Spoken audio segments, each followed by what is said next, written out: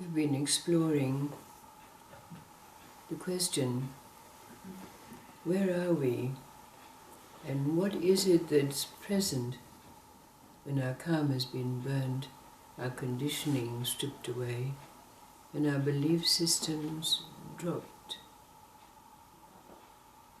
And to continue that exploration, we have to dive deeper. And there's an old story. But before that, there's an anecdote about a time when we were traveling in Jerusalem, and a young man asked the question, "What is the secret of your storytelling?" And it was replied to him, "I am the stories." And he got it. He knew what was being said. So the challenge for us is, as we listen to this old story, understand the difference, if any, between telling a story, listening to a story, and being a story. That old story is a story about a man called Hassan. Now Hassan was strong. He was a good man. But Hassan had been born into a life of poverty. His only possessions were a spade and a digger, a mattock we would call it. And with these tools he was able to make a bare subsistence living. The times were also hard, and even that was hard to attain. But Hassan was a happy man because he had the most beautiful wife in all the world. Not only was she physically beautiful, but she had those wonderful qualities: kindness, intelligence, gentleness, caring. So Hassan was always happy, even after striving through a day to earn a few pence. He would come home to his beautiful wife, Serena. And Serena had given birth to 2 beautiful children, which of course added to Hassan's hardship. Serena loved Hassan dearly, but she had one regret. Never did they have enough money for her to go to the public baths where she could chit-chat with the other women, learn the gossip of the town, be with friends. And Hassan was very conscious of this. So when he was able, working even harder, he managed to gather together the few copper coins that would enable his beloved wife to go to the public baths. And so she did, gathering her bundle of clean clothes under her arm. She travelled the distance into town where, to her great disappointment, when she arrived at the public baths, she was told that they were closed for the day because there was a very important personage coming. But Serena begged. She said, "I'll stay in the shadows of the corner. I will not disturb the illustrious guest in any way. So the keeper took pity on her and allowed her to do so. And there as she was, in the corner in the shadows, with great pomp and ceremony, in came an entourage with a being wrapped in silk. But when the servants removed the silken garments, underneath was this great pile of blubber. Serena looked, and she thought to herself, look at this woman. She has no physical beauty, and yet, being the wife of the astrologer to the Sultan, she is given such treatment. And look at me, I have such physical beauty, and yet we are so poor. And with that came a certainty, a thought that arrived to her. So when she arrived back at her home, she confronted Hassan and she said, Hassan, you must become an astrologer. Hassan said, but I know nothing about astrology. How can I become an astrologer? And Serena got very firm. Standing tall, she said, if you do not become an astrologer, I will divorce you. Hassan was shattered. The thought of losing his beautiful Serena. So with it came a resolve. The very next day he went out into the marketplace and sold his mattock, his pick and his spade, and he bought an astrolabe and some dice, and he bought himself a long piece of white cloth that he can bind around his head as a turban. And with these implements he went to the steps of the mosque, winding his turban around his head and setting up a little box on which he placed his dice and his astrolabe. With great fear and trepidation, he began to call, fortunes told, come and hear your fortune told.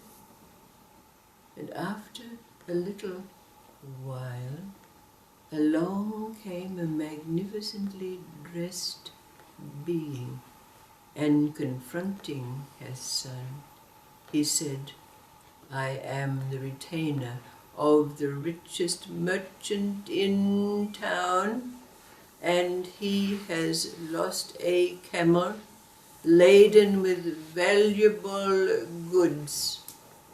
Tell me where I might find it. Now Hassan sweated under his turban, but pretending to move around the dice and consult his astrolabe, something came to him.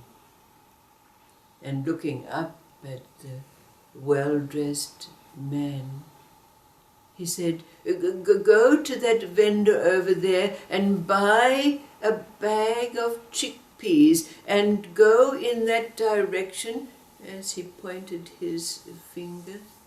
And as you go, drop the chickpeas, and when you run out of chickpeas, there will be the camel.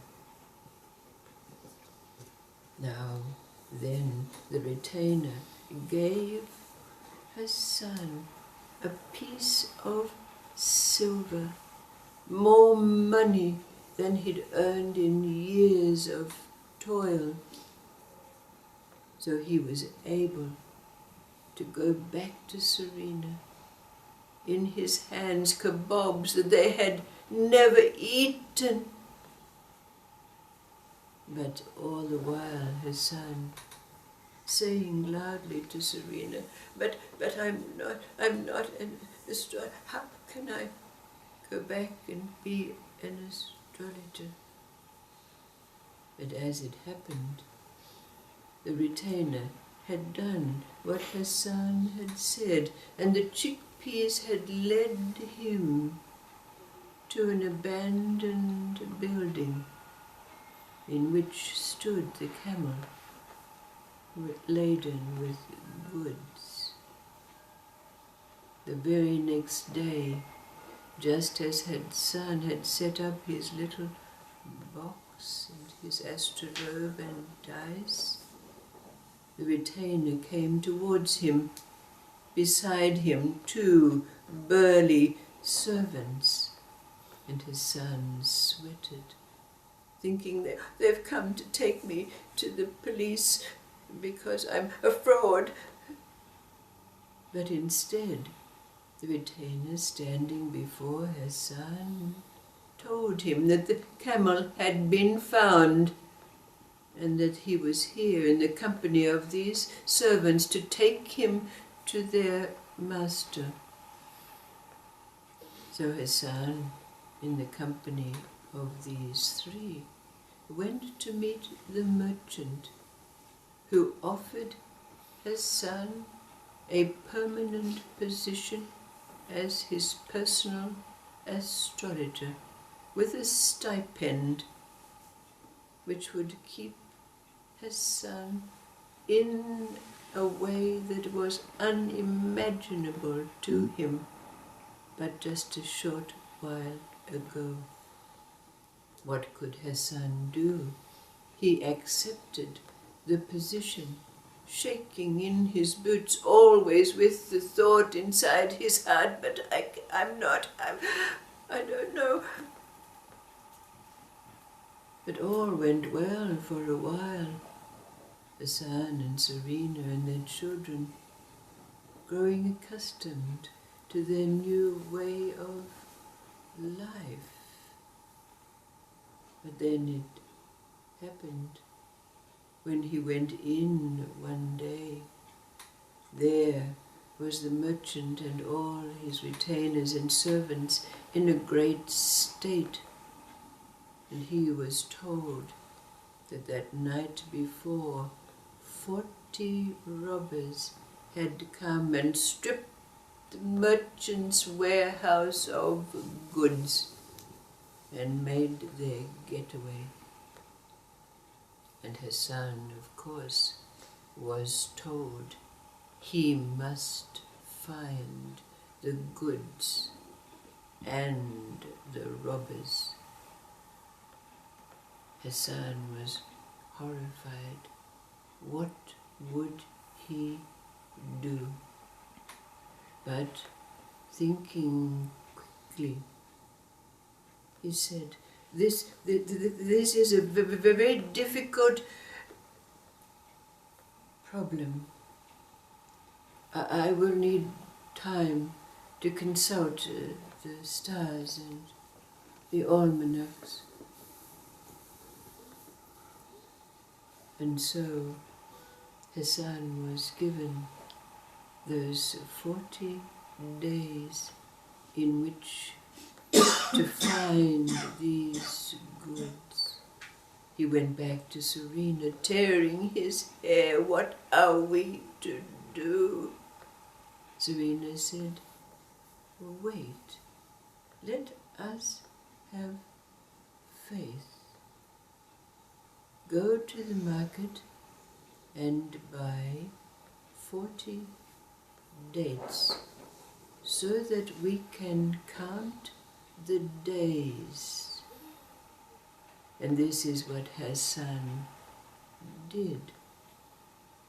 And each day, at the end of the day, he was to eat one of the dates and put it aside so that the days could be counted.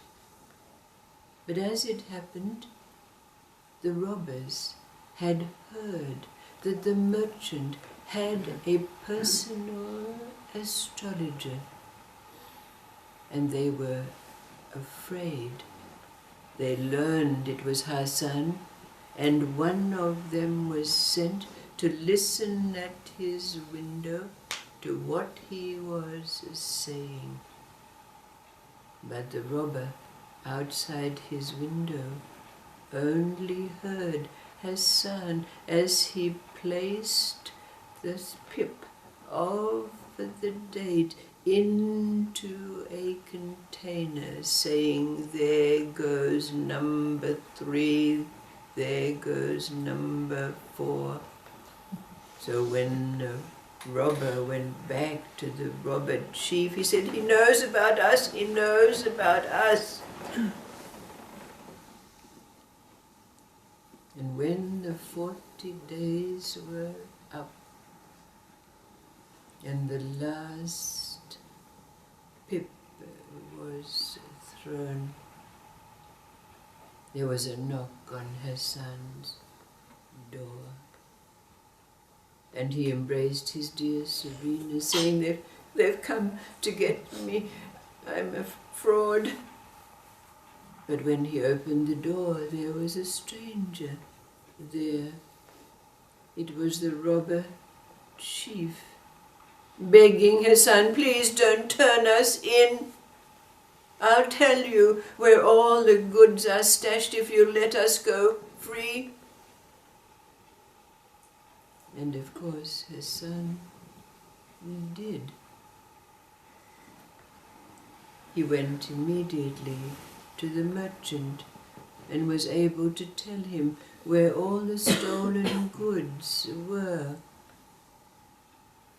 The merchant was grateful to the nth degree to Hassan, and as well as giving him an amount extraordinary to Hassan, he arranged a great feast in celebration of the return of his goods. But Hassan was deeply, deeply troubled again and again, saying to his beloved Serena, "I'm not I don't know. I'm a fraud." Serena said, "I have a plan. When this feast is taking place, go to the merchant and wrestle him. Pretend that you are mad, and he will release you from your service." So, the night of the feast, when everyone was seated, Hassan marched up to the merchant, grabbed him from his place, threw him to the ground and wrestled him. But just as servants were taking Hassan off the merchant's body, someone noticed that there was a deadly scorpion where the merchant had been sitting. There was great thankfulness again. The merchant so grateful for Hassan. Celebrations went on. But dear Hassan was still the same, berating himself, but I'm not, I cannot. So his beloved Serena said, well, you must try again. You know that the merchant goes to the public bath every Saturday. When he is there and naked, drag him out into the street and pretend to be mad and wrestle him to the ground. So this is what Hassan did. He dragged the naked merchant out of the bathhouse, threw him down on the ground. But as the servants were come to separate them, the roof of the bathhouse fell in.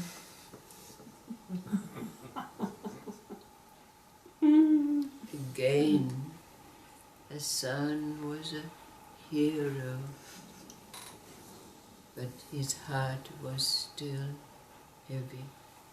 But by now, the merchant would not have Hassan out of his sight. Everywhere the merchant went, he wanted Hassan to be with him. So one day they were out hunting, and as they were riding along, it so happened that a grasshopper hopped onto the sleeve of the merchant.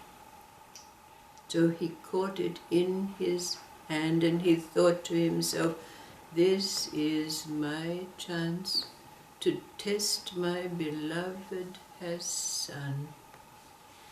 So he rode over to Hassan and he said, Hassan, my beloved astrologer, tell me, what is it I have in my hand? Hassan's heart sank.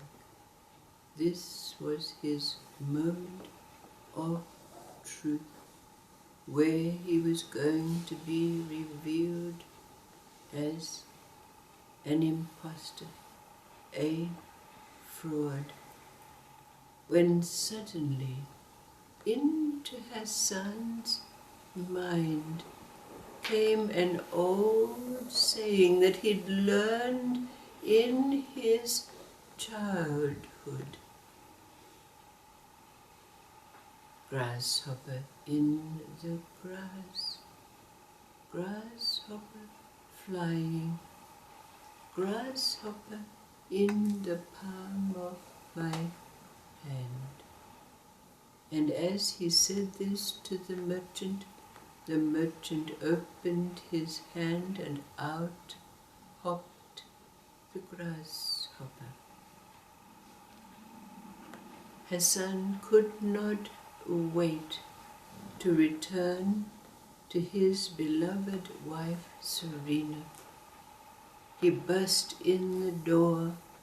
He lifted her up into his arms and he said, Serena, my beloved and dearest wife Serena, I now know that God wants me to be an astrologer. I bow to the will of God.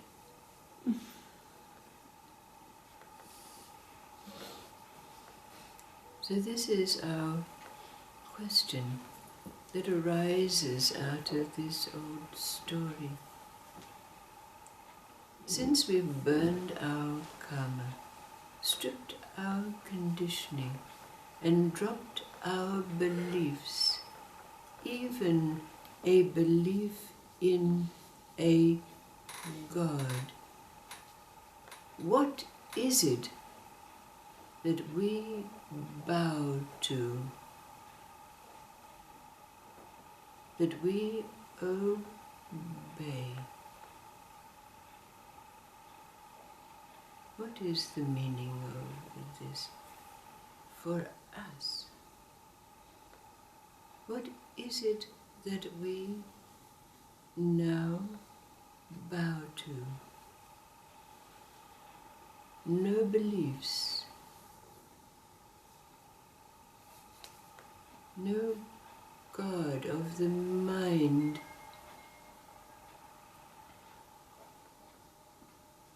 What is it that we bow to? With no more dialogue in our mind as to should I do this or should I do that.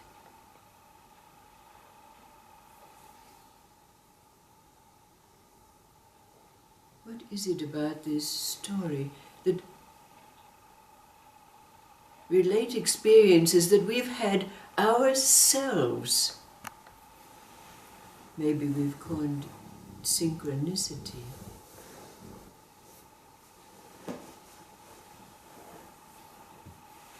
Or some other name. Coincidence. To arrive at this place where we can ask, what is it?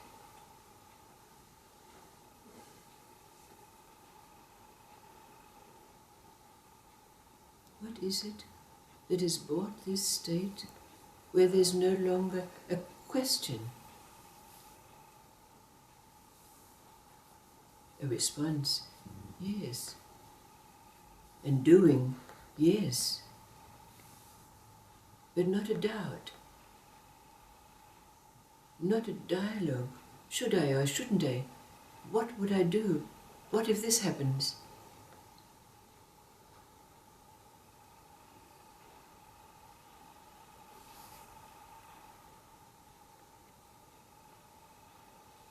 To what do we bow?